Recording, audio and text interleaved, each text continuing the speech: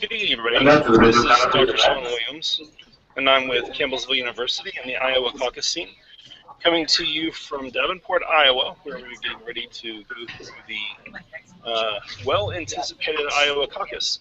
I have joining me my four panelists, going from my left to my right: Eli Wood, Vari Five, Travis London, and Kalea Clark. How y'all doing? Good, good. Doing well. Are you guys about ready for this, the Iowa caucus just to get underway? Very excited. I'm excited to see the results. I think it'll be interesting. So in the last couple of days, you guys have seen. I guess today you saw attended a rally by Donald Trump that was attended by Sarah Palin, as well as it felt like most of Donald Trump's family. Last night, in a John Huckabee caucus that afternoon. So tell me, you've seen about 7 or 8 candidates. You've been in Iowa for most of this experience. What's going to happen? I think this year is going to be a very different year for the Iowa caucuses, starting with both parties. It's going to be very different. For the Republicans, you have Donald Trump, who has been a complete, I guess, change to what the election was expected to be, and something that's never happened, basically a celebrity run for president of the United States. And then on the Democratic side, you have Hillary Clinton, who everybody thought was the presumed winner already. And then you had Bernie Sanders jump in, and now they're practically in a tie. So it'll be very interesting to see both Democrats. You know, that's a close one. You can't even call it early. You really can't. What factors do you think are going to influence the outcome of tonight's race? What do you see making a difference? Go ahead.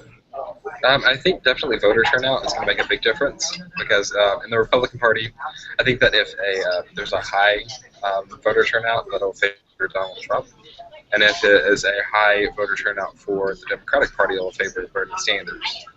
And so it's just it'll be fun to see how much of a turnout there will be at each of the different parties' caucuses. From the conversations that y'all have had with caucus goers, what are your expectations for turnout? Are most of the people sounding like they're going to show up for the caucuses? Do they know who they're going to vote for, or are they still kind of up in the air about even if they want to participate? Many people that I've spoke to are undecided. Even at the Trump rally, there were still people who didn't know who they were going to vote for. They were just more curious to see Trump and see what he had to say. I should probably point out to our viewers who may be watching, in order to pull off a broadcast tonight, we are scattered around at local eateries. So if you hear a lot of background noise and see a lot of people moving around, that's kind of what's going on. So any other thoughts? So people you talk to, you think you're mostly undecided. So in your mind, do you think this is still very much up in the air? Yeah, definitely. Especially with the Democrats, I could not call it.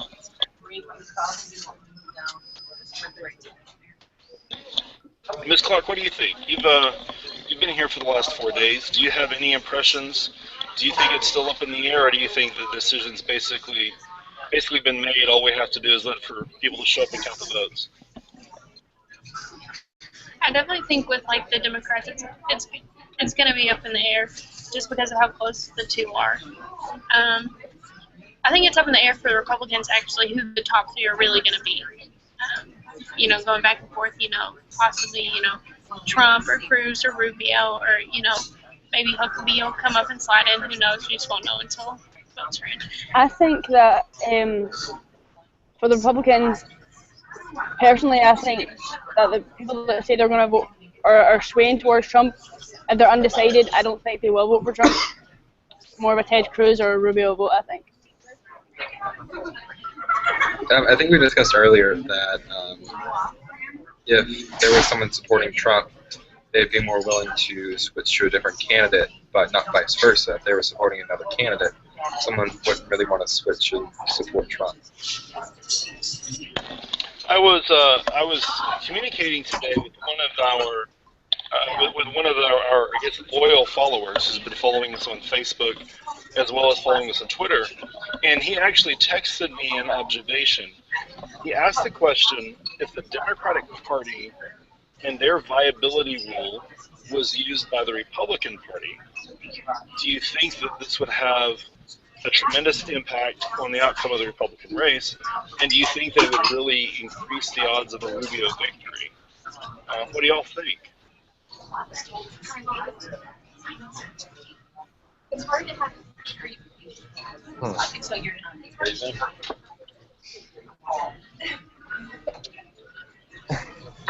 Eli, why don't you take that one?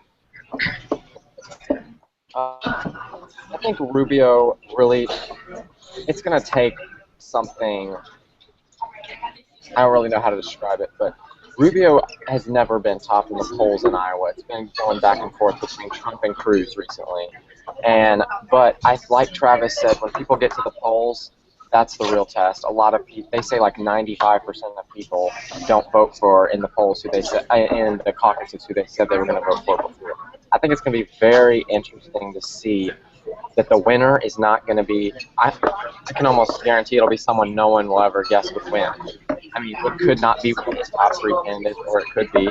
But once again, Rubio has that appeal of he's your second choice. He's almost everybody's second choice. Nobody really dislikes him and wouldn't choose him as a candidate.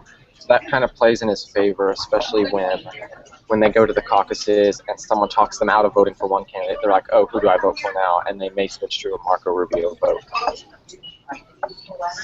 Now, we haven't had the opportunity to see every candidate in the 5 days we've been here. Time just didn't allow it. Two of the candidates who we missed that we wish we could have picked up. We missed Chris Christie's campaign. We also missed seeing a Jeb Bush rally. Has anyone heard anybody talking about Jeb Bush or Chris Christie when they were sitting in the other rallies in the way that maybe we've heard people talking about a Rubio or a Santorum? Have their names come up? Have there been any impressions about them? Or have people basically written them off?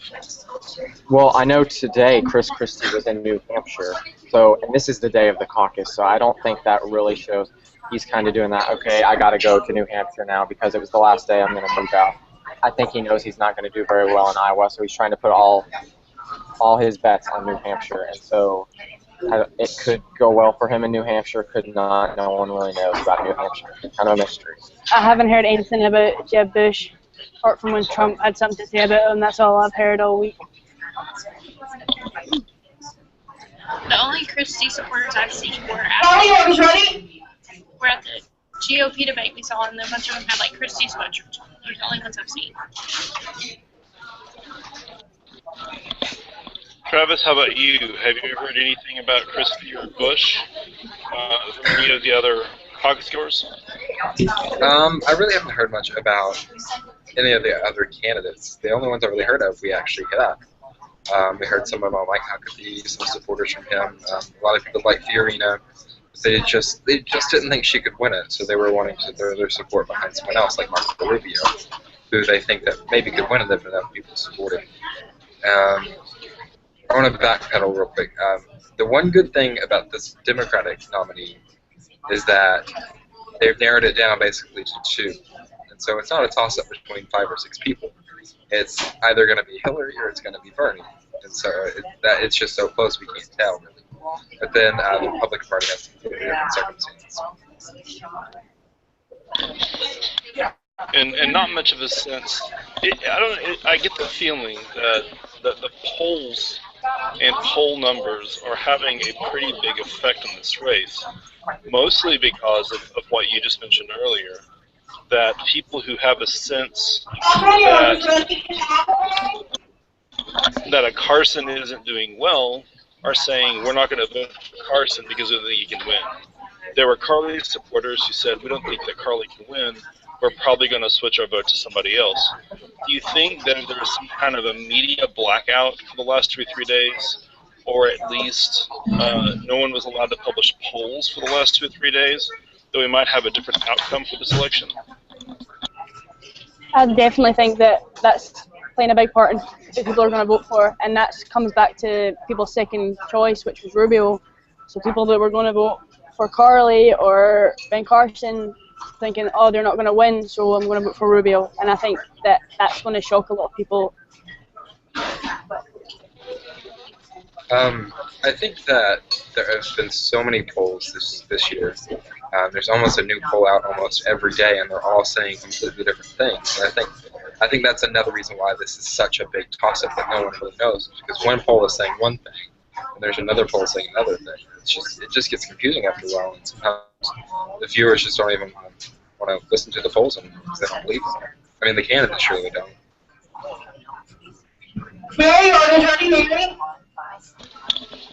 Now, so a little bit about what your experiences have been like in the last few days. This is kind of a unique experience. Most people out of the state of Iowa will never have the opportunity to be able to go around the state to listen to the speeches from the candidates. I was asked by another one of the people who've been following our Twitter feed whether or not this experience has changed your impressions of any of the candidates. Do you feel differently about one of them now that you've seen them, or basically do you feel the same way now that you did prior to being able to see everybody speak? So talk about that a little bit. One I feel completely different about would be Carly Fiorina. I kind of saw her campaign going downhill, which I still believe it is, but I think that when we saw her in person, it kind of showed that, she still has that confidence and she's not going to stop working anyway. And her event was set up really well, and her supporters were very loyal to her. Some people said that she's in their top 3 choice, but I think it was a big surprise by how many people were there, especially compared to what her poll numbers are. And the other one I kind of changed my opinions on from this trip was Bernie Sanders, because in this trip I kind of saw him more as a person than I did as the candidate, because most of the news outlets that I watch don't necessarily cover him very much. So I've just seen him as kind of this democratic socialist that really no one wants to talk about. But I think this trip has really shown me that, he's actually got some plans, even if it's something different that America hasn't really seen. It's his thing, and people like it. People like him here, especially in Iowa.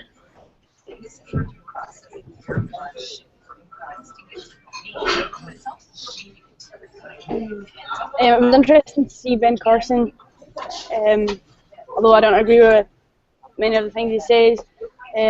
When you see him on the TV, uses his hands a lot, we could say.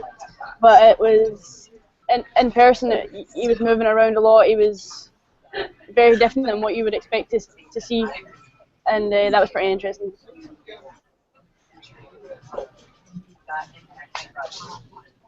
For me, I would have to say the person who really changed the most to me would have to be Marco Rubio.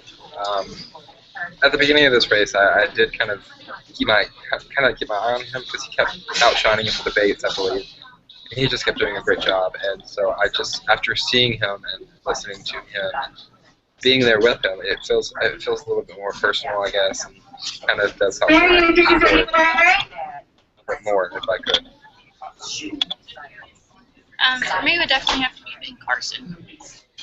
He just doesn't perform very well, during the debates. He just didn't seem like he was a very good speaker at all. But then, going and seeing him, and that night, he was moving around the stage. He was getting the audience to laugh. He was telling a story, and it impressed me a lot. It definitely changed my views.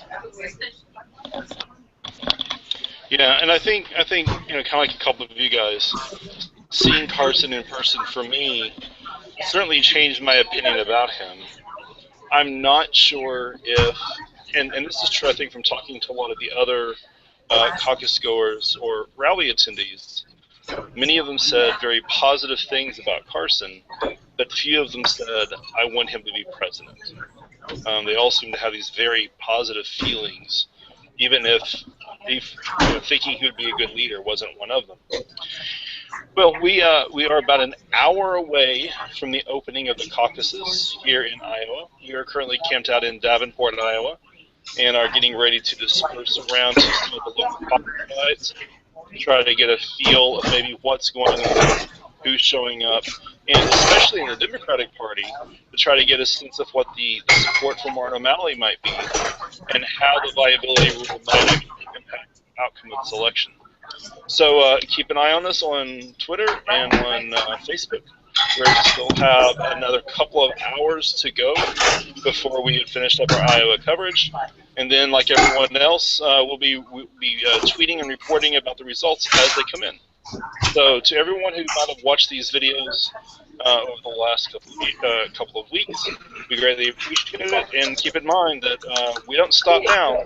Once the Iowa caucus is in, we're going to be continuing our coverage of the New Hampshire primary, the South Carolina primary, and at least all the way through until we get to the Kentucky caucus, which happens on March 5th. So, signing off from Davenport, Iowa, thank you very much for watching. This is Sean Williams, and I will see you guys later.